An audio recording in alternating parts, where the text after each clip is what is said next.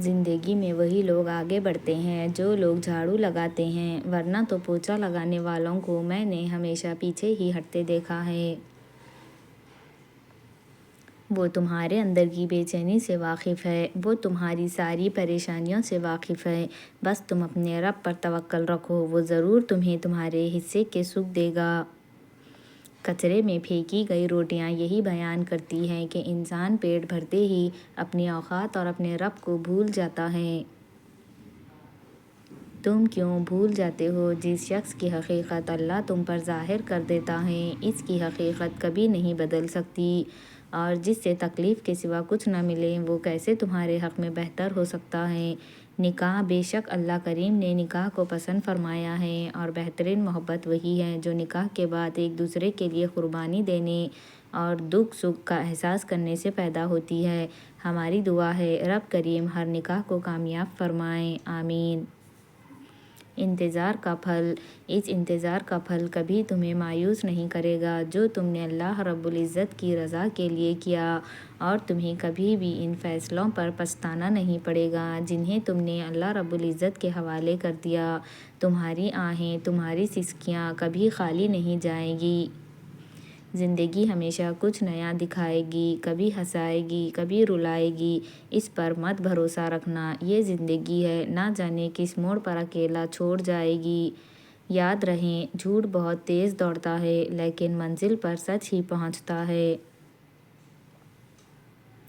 لاڈلی عبادت، تہجد اللہ پاک کی لاڈلی عبادت ہے۔ سوچو تہجد گزار اللہ پاک کا کتنا لاڈلا ہوگا۔ ٹوٹا ہوا ہے، خدا اس دل کی مدد کرے جو مضبوط ہونے کا دکھاوا کرتا ہے اور سب سے زیادہ ٹوٹا ہوا ہے۔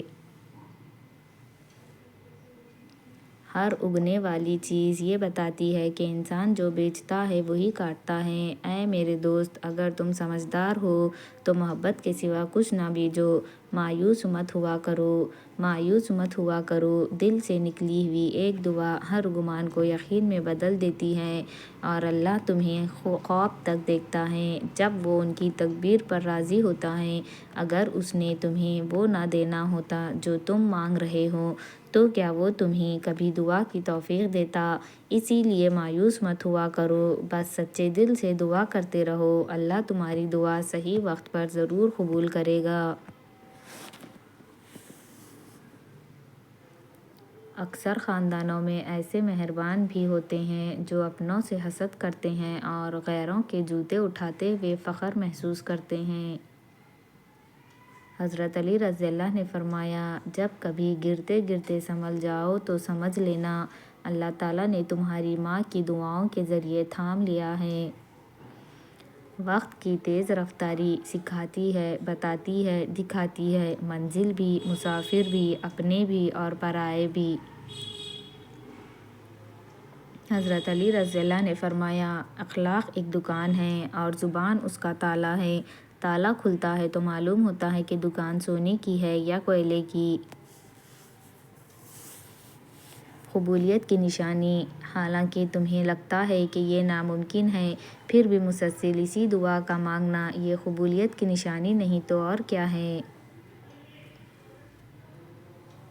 عورت کھلونا نہیں، عورت کھلونا نہیں ہے، وہ اللہ تعالیٰ کی بنائی ہوئی ایک خوبصورت نعمت ہے جو موت کی گود میں جا کے ایک زندگی کو جنم دیتی ہے۔ سورہ یوسف ہمیں سکھاتی ہے کہ ہر بچھڑا ہوا مل سکتا ہے، ہر دعا قبول ہو سکتی ہے اور ہر منزل کو پایا جا سکتا ہے، بس اپنے اللہ پر یقین ہونا چاہیے۔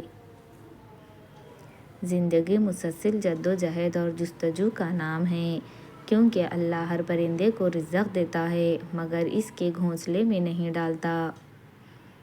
وقت تو گزر ہی جاتا ہے مگر اس وقت میں اپنوں کی دی گئی تکلیفیں کبھی بھی نہیں بھلائی جا سکتی۔ غم اور پریشانیاں ہر ایک کی زندگی کا حصہ ہیں، بس جس نے اپنی پریشانی پر قدم رکھا وہ جیت گیا، اور جس نے پریشانی کو سر پر سوار کیا وہ ٹوٹ گیا۔ اچھے اور سلجھے ہوئے لوگوں کی سنگت میں رہا کریں، کیونکہ سنار کا کچرا بھی بادام سے مہنگا ہوتا ہے۔ کام کو بوجھ سمجھنے والوں کا کام گھٹتا اور بوجھ بڑھتا چلا جاتا ہے، جبکہ شوق سے کام کرنے والوں کا کام بڑھتا اور بوجھ گھٹتا چلا جاتا ہے۔ ٹوٹنے تک یہ کچھ نہیں ہوتے، ٹوٹ جائیں تو خراب ہوتے ہیں۔ کچھ مسائل کا مسئلہ یہ ہے، حل کرو تو خراب ہوتے ہیں۔ پرندے جب کھاتے ہیں ان کا سر جھک جاتا ہے اور جب پانی پیتے ہیں تو ان کی نگاہیں آسمان پر اٹھ جاتی ہیں۔ یہ عاجزی اور شکر گزاری کی خوبصورت مثال ہے۔ اللہ ہمیں عاجزی اور شکر گزاری عطا فرمائے، آمین۔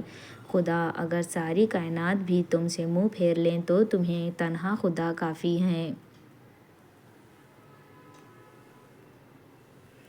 حضرت علی رضی اللہ نے فرمایا، خاموشی ایک عظیم نعمت ہے، خاص طور پر اس وقت جب اختلافات زیادہ ہو، آوازیں بلند ہوں، علم کی کمی ہو اور دلیل کی کوئی اوقات نہ ہو۔ کسی نے کیا ہی خوبصورت بات کی، باپ کا امیر ہونا یا غریب ہونا نہیں، باپ کا ہونا ہی سب سے بڑی دولت ہے۔